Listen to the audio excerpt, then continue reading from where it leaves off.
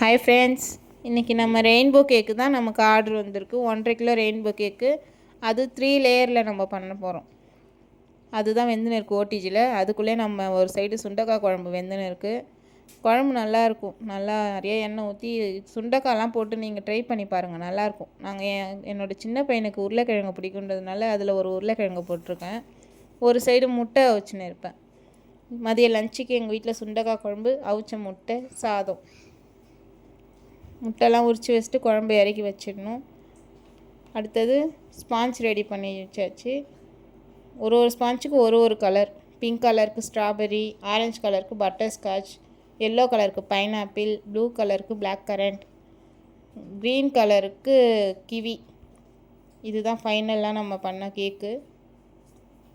Recipe வேணுன்னா கமெண்ட்டில் சொல்லுங்கள், ரெசிபி சொல்கிறேன்.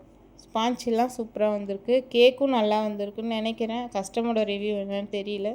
கஸ்டமர் என்ன சொல்கிறாங்கன்னு பார்ப்போம். இது கஸ்டமரோட அப்பா அம்மாவோட ஆனிவர்சரி, அதனால் ஃபைனலாக இதான் லுக்கு. ஃபைனல் லுக் இதான் வந்திருக்குங்க.